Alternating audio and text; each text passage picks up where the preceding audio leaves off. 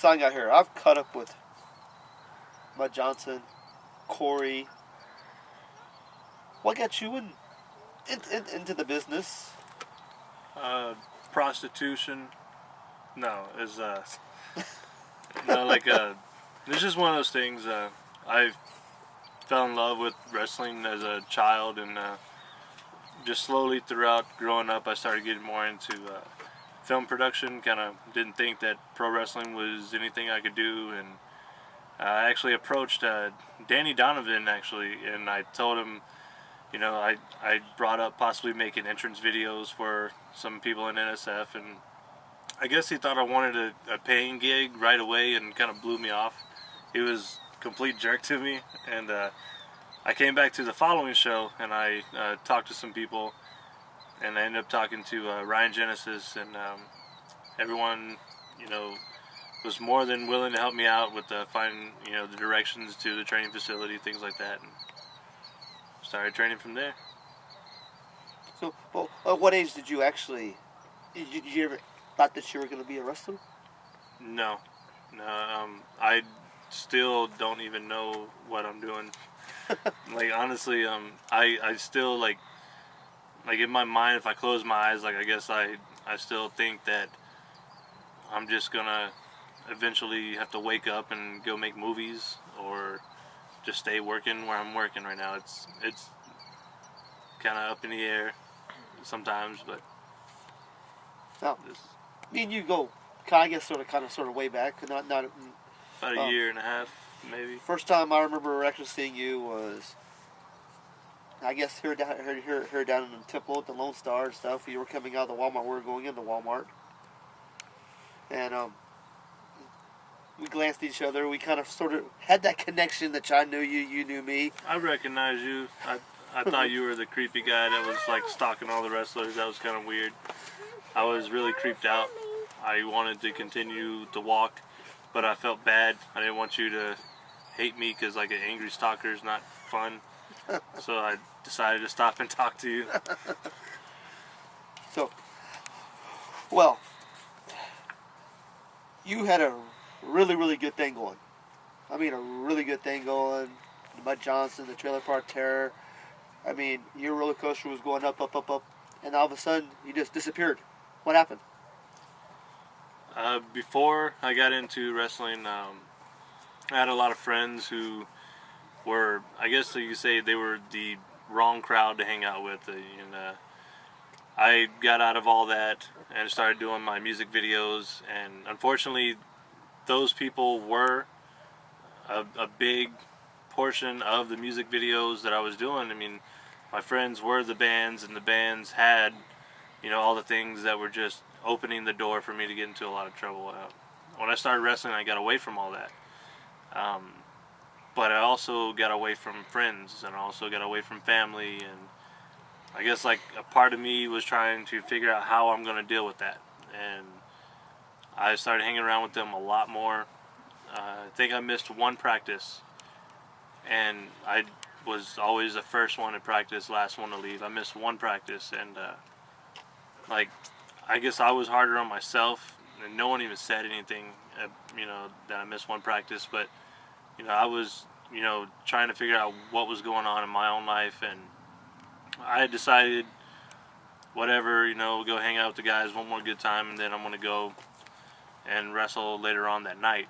And that evening stretched out until I wasn't going to be able to make it to the show, and I screwed up. I just got into a situation legally where I messed up, and I was caught with a lot of things, and instead of just confronting everyone with the situation, I tried to deal with it myself, and that's really never the right thing to do. I didn't talk to anyone. I didn't explain anything to anyone. I never led anyone to believe that there was anything going on in my own personal life.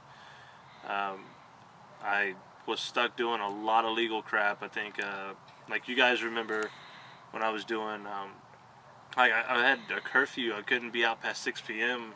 Remember that? That was like, I saw you guys out at the soccer field, yep, and stuff like that. I mean, I was in a lot of trouble. I think they really hit me hard because they kind of wanted to make an example out of everyone that was there, out of me. But now I'm in a situation where I have to pay off fines, and I guess I'll be free. Um, gotta do some things pretty quick before my license is suspended. That's not gonna be good.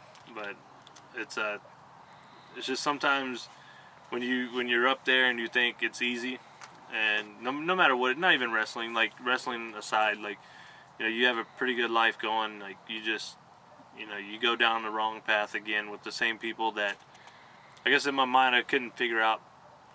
If I left these people, my life became better. I went back to these people and it got twice as worse.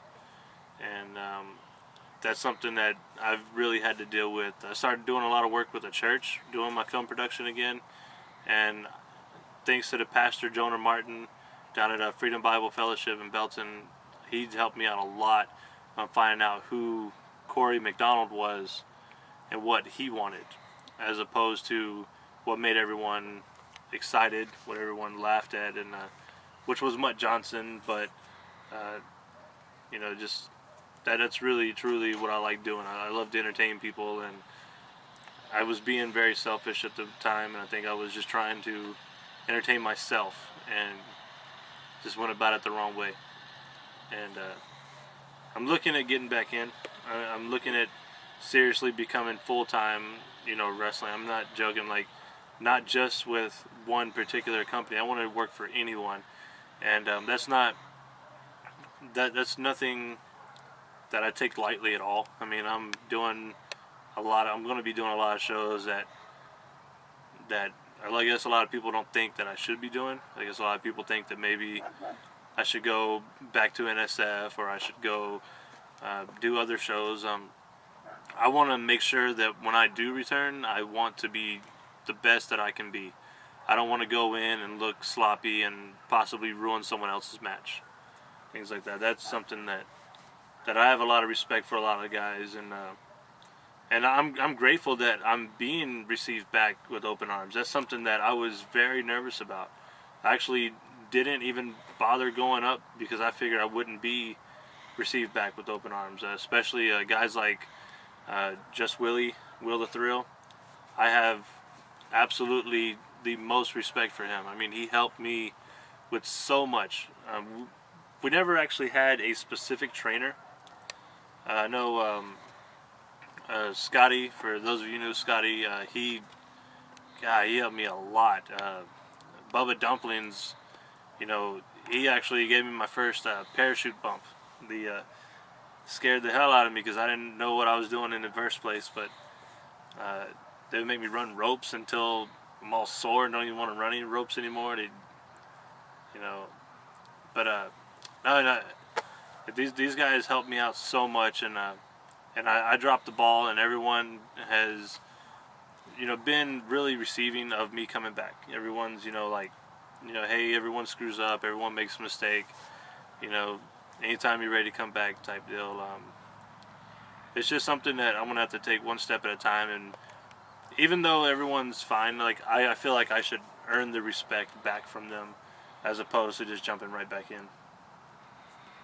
Very true, very true. I know that's touching, real touching. How does I met your mom before. I gave your mom the shirt that I made with your face on it. How does she feel about you getting back in the ring and stuff? She's all right with this. I'm not really sure. She kind of, because of all the trouble I got into, I guess she just doesn't really think that it's going to be any different.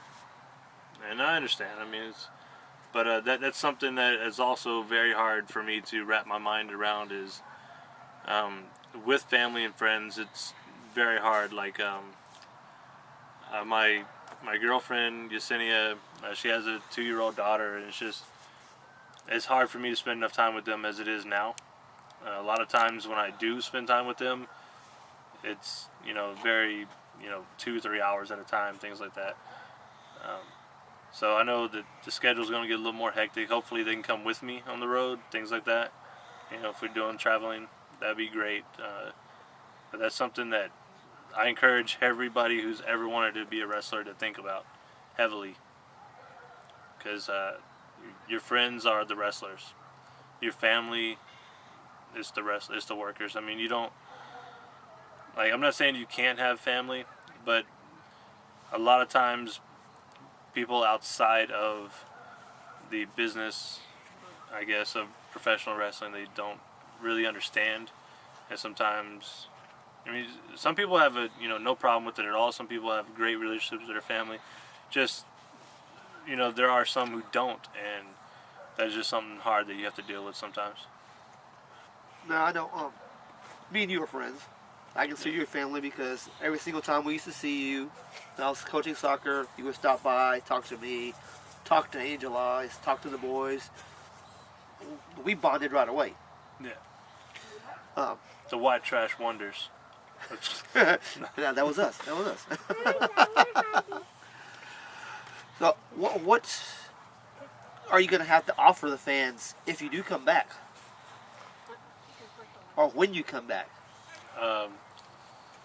Well, if I do get an opportunity to start wrestling full time again, I seriously want to improve my in-ring performance, not as far as what I used to do, but take it to a whole nother level and literally show technical wrestling. I want to literally show, my in-ring ability. Speaking of her 2-year-old, the little reign of terror, little evil thing. But no, like, I would like to show a lot more other than just comedy, because a lot of times, the comedy is the only thing to getting me my job, and I think anybody could tell you that. Like, if I couldn't talk on the microphone and at least attempt to make people laugh, like, I'd probably be sitting in the front row with a sign also, I'd be right there with you, but that's the only thing keeping me in there. And I think that if I pick up the in-ring performance, it'll give me a lot more respect as an in-ring performer, not only just someone who's talking on the mic a lot.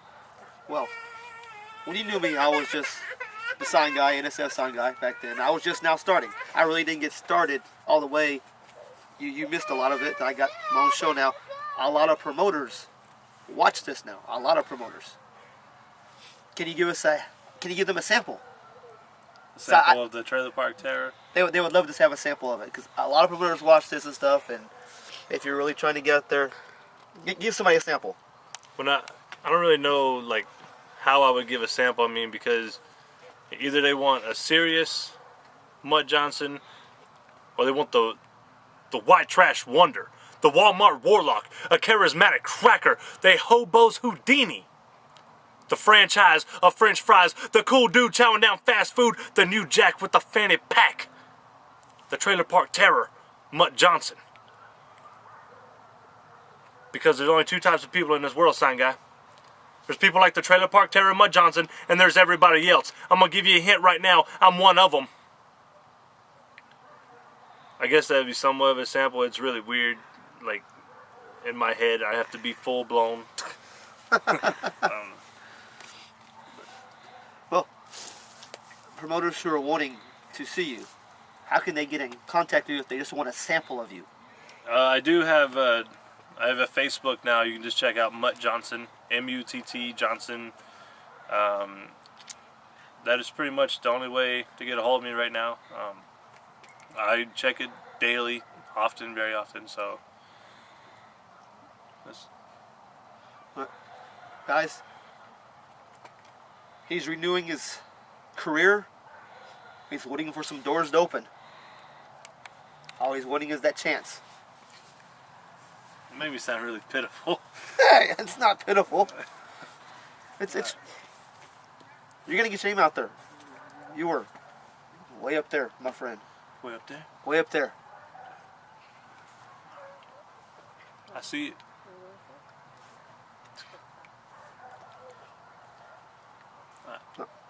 I guess Thank you. She's saying that we gotta stop. I'm gonna stop right now. We can continue. I've been on. Thank you though. Seriously. Thank you. All right.